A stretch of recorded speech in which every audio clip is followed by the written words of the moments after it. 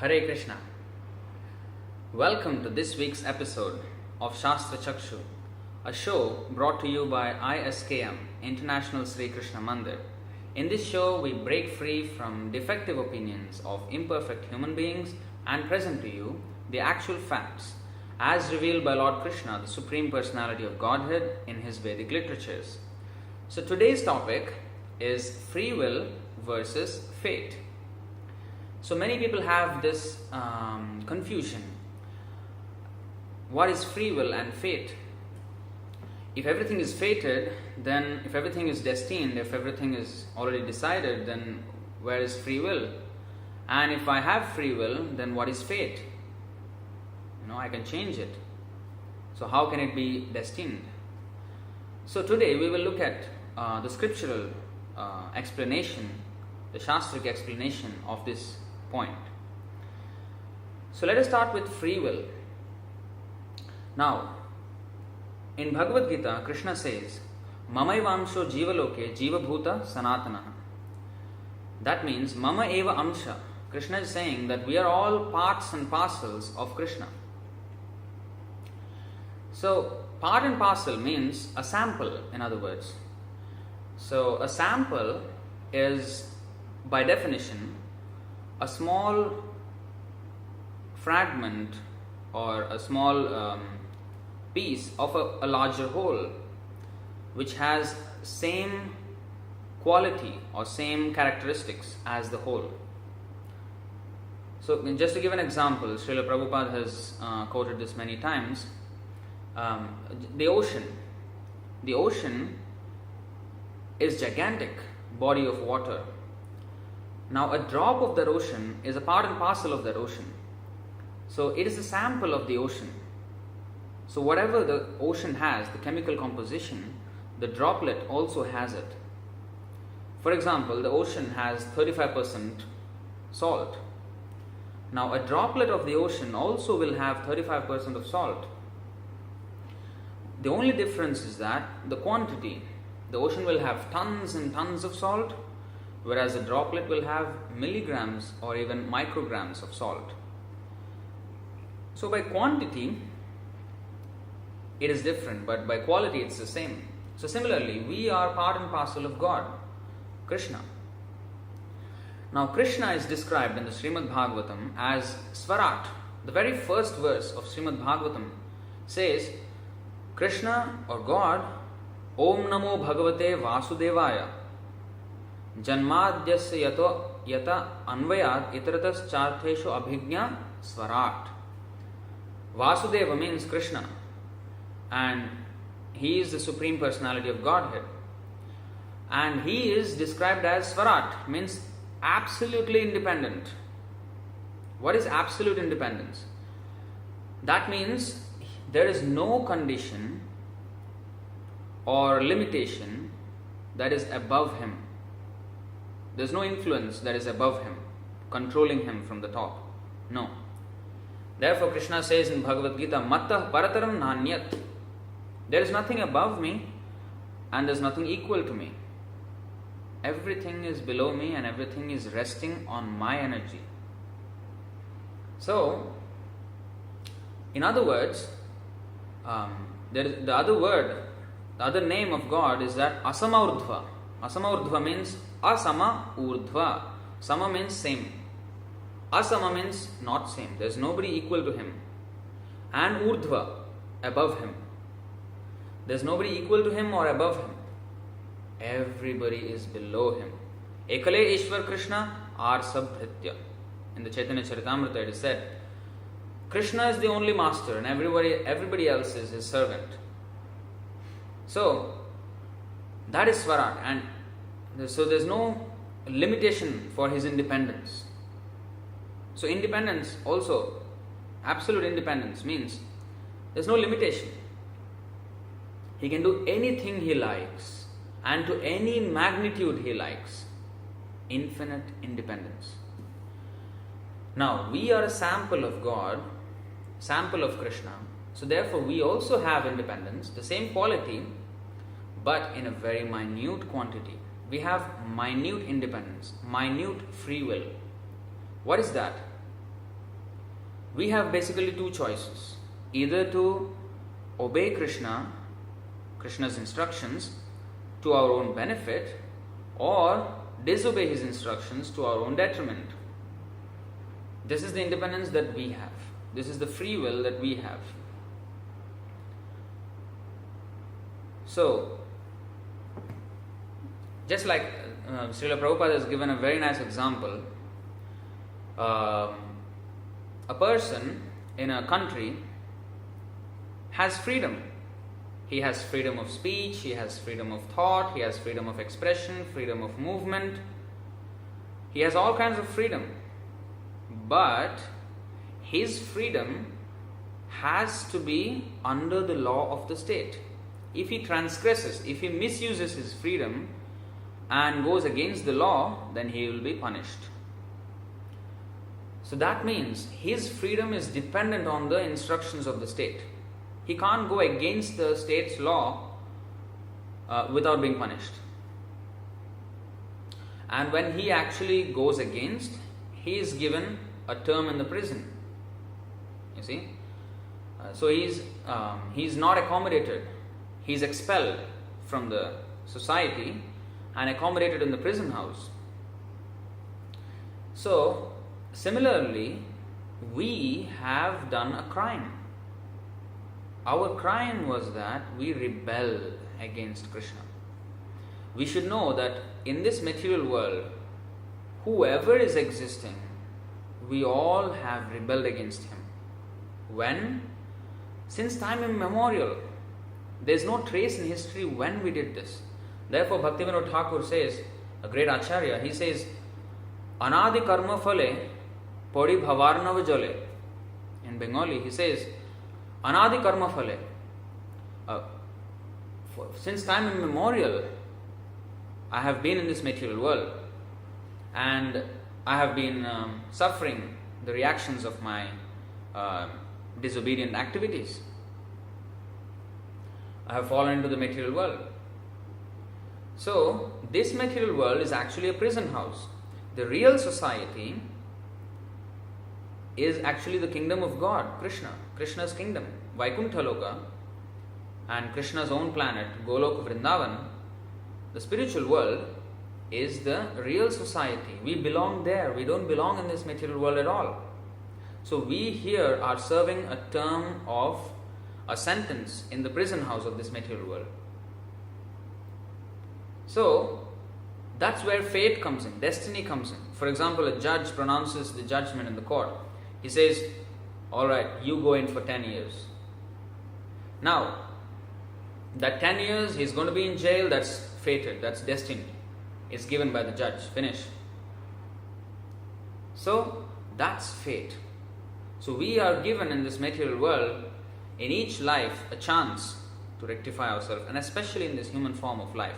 In animal forms of life, we are just experiencing the reactions of our deeds, fruitive activities. But in the human form of life, we can actually get out of this mess. We can actually get out of this whole material world by exercise of our free will. This is where free will comes. Just like a prisoner in the prison house. When one goes to the prison, he can do two things. He can actually reform himself and show the authorities that actually he's changing, or he can actually become worse in the prison house. He can associate with other criminals and become more of a criminal, or he can reform himself. So he has two choices always. That's his free will. Although he is within the prison house, he is destined to be there for, say, 10 years for an example.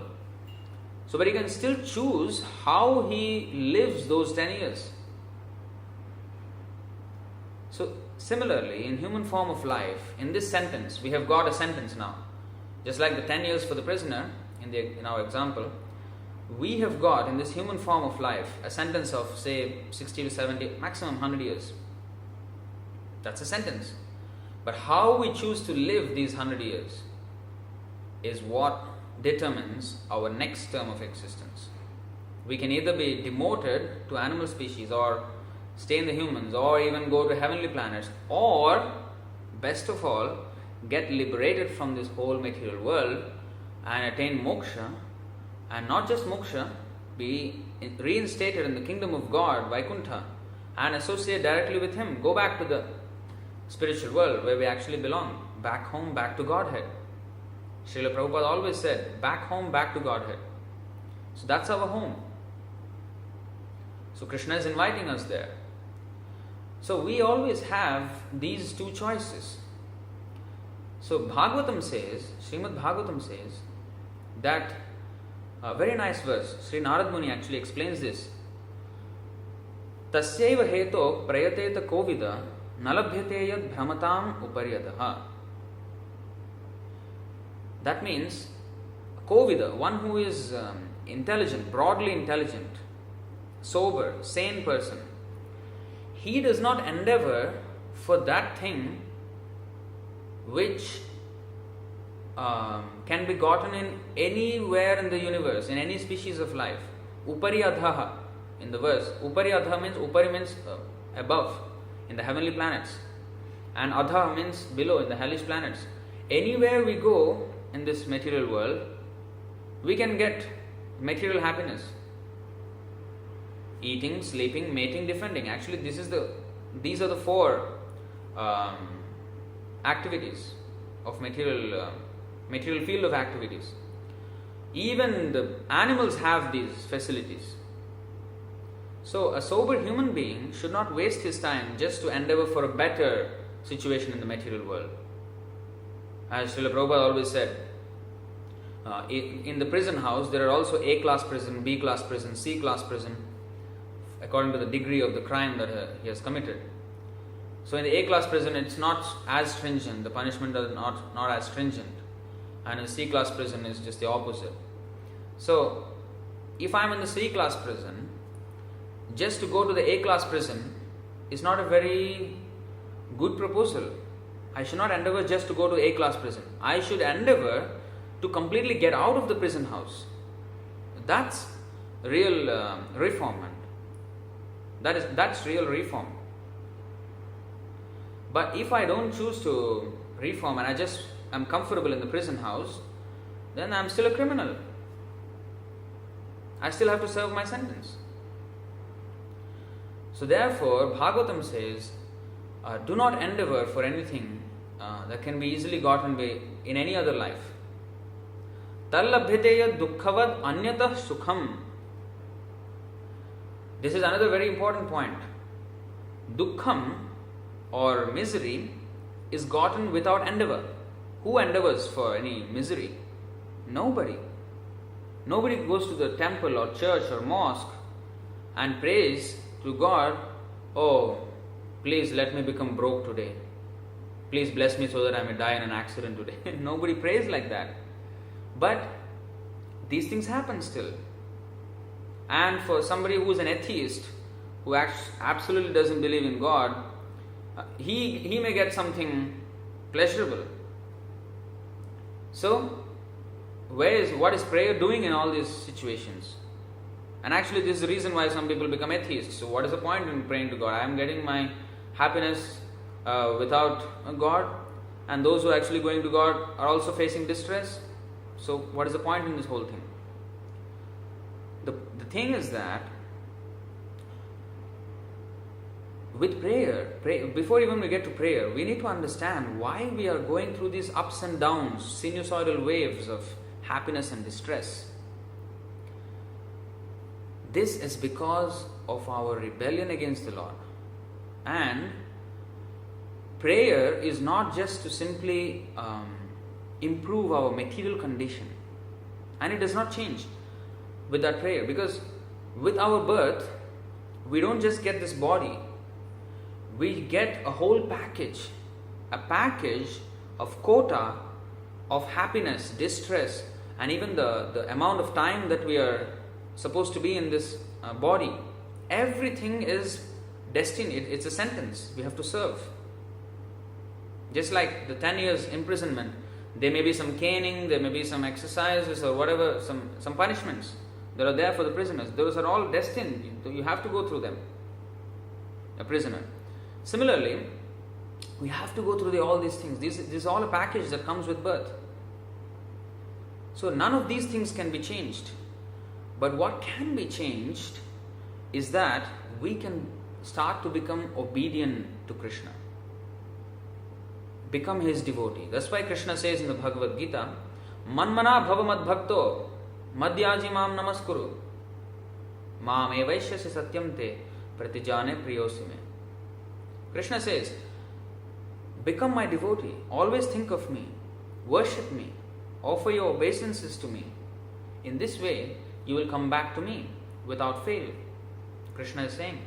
So Krishna is advising us in Bhagavad Gita to properly use our independence, our free will. By demanding surrender from us, he does not gain anything. The gainers are we. We are the ones who gain by surrendering to Krishna. So if we actually exercise our free will to surrender to Krishna, then we become happy. What kind of happiness? Not the material happiness. Material happiness is actually not really happiness. It's just a momentary relief from suffering. We're not talking about that happiness. Rishabdev explains in the Bhagavatam what is spiritual happiness. Brahma saukhyam to anantam. He's saying, Nayam deho deha bhajam nirloke kashtan kaman arhate vidbhujam ye. Vidbhujam means, vid means stool, feces. Now, bhujam means one who eats stool. Stool eating animals like dogs and pigs, dogs and hogs, they have this same kashta and kama. The pleasure and distress and pleasures are that we are after, the material distress and pleasure that we experience, even the stool eating animals experience. That means those low class animals, they also experience these things. So one should not endeavor for these things. What is the use of material happiness? Even a pig can get that. So human life is meant for another purpose. What is that? Tapo divyam putrakayena sattvam shuddhyet. Tapo. Tapa means austerity. Divyam, transcendental austerity for a divine cause, for a spiritual cause, for transcendental cause. For what is a transcendental cause? To attain to the platform of devotional service, which is our original constitutional position. Chaitanya Mahaprabhu has said, Jivera Swarupa hoy Krishnera Nitya Das. We are Krishna's eternal servant. This is our real position.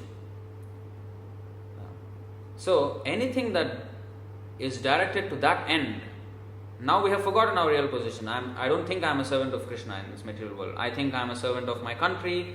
I think I am a servant of my family, my parents, my relatives, my race, or humanity. In this way, I consider myself servant of, or my customer. The boss thinks he's the servant of the customer. He's not a boss, actually. The customer is his boss. So in this way, we have become servants of so many imperfect masters. But our real position is that we are servants of Krishna. So, Kṛṣṇa consciousness means that to transfer our consciousness from material consciousness, material identification, to spiritual identification. So, we are Krishna's eternal servants. So, to come to that position is the proper use of our independence. And Krishna says, there's a bonus for devotees here. Actually, fate or destiny can be changed. Yes. So Krishna explains this in the Bhagavad Gita, 18th chapter. This is a special bonus for devotees alone. It's exclusive. So the thing is, he says, Sarvadharman parityajya mamekam sharanam vraja aham tvam sarva papebhyo moksheshyami ma shucha.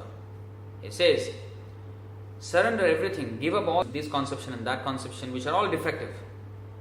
Your so-called religion, whatever you're doing, if you have not surrendered to me, that's all bogus. So Krishna says, Sarvadharman parityajya. Parityajya means give up. Give up all religious activities. All this dharma, that dharma, whatever dharma you have. Some people think desh dharma. Oh, fighting for my nation is my dharma. So in this way they have come up with so many dharmas. Everybody has their own conception of dharma. Krishna said, give up all those things and surrender unto me, because this is real religion, this is real dharma. And what is the consequence? What I will do if you do that? Aham tvam sarva papebhyo moksheshyami. I will rid you of all sinful reactions. Why are we in this material world? Because of our sinful reactions. Because we have gone away from Krishna. Krishna says, Aham tvam sarva papebhyo moksheshyami. I will relieve you. Finish. Just like a judge gives a sentence to the criminal. Now even the judge cannot revoke that sentence. But if the king wants, he can excuse. The president, he can excuse the criminal. Similarly, although we are controlled or totally under the control of the material world, material nature, but Krishna can excuse us from this sentence. And then we can go back to Krishna and live there eternally with Him in complete bliss and happiness, in complete eternity, knowledge and bliss. So this is the proper use of free will. Śrīla Prabhupāda gave a very easy sentence. Śrīla Prabhupāda explained this very nicely. Best use of a bad bargain. It's the perfect description of free will and fate. We have asked for this. It's a bad bargain. We have asked for a material life, material body, because of our previous actions. So it's a bad bargain. But best use of a bad bargain. So we have the free will how to use this bad bargain that we have gotten, this material body, by using it in the service of Krishna. That is the best use of this bad bargain. And spiritual advancement cannot be checked. Spiritual advancement cannot be checked by any material condition. Just like Śrīla Prabhupāda gave this very nicely. He said, just as, I will actually read it to you. Just as material destiny cannot be checked, your advancement in spiritual life cannot be checked if you endeavor for it. So just like the material sentence cannot be changed, cannot be checked by any effort or on our side, similarly, the spiritual advancement cannot be checked by any material inhibition. That's why spiritual advancement is termed as apratihata. That means there is no material condition that can check the progress of our spiritual advancement. So we have to actually take to Kṛṣṇa consciousness, and then we will actually be using our free will properly and coming out of this vicious cycle of destiny, vicious cycle of birth and death. So that's the answer for free will versus fate. So thank you very much for watching this video. I hope your doubt got cleared, and if you have further doubts, you can drop in a comment below and we will get back to you in the comment section. If you like this video and our other videos, please hit the like button and share it with whomever you think that might be helped by this knowledge of Krishna. This is not our knowledge, this is Krishna's knowledge, and Krishna's knowledge is for everyone. So we highly recommend you to share this with all of your friends and family and whoever you care about.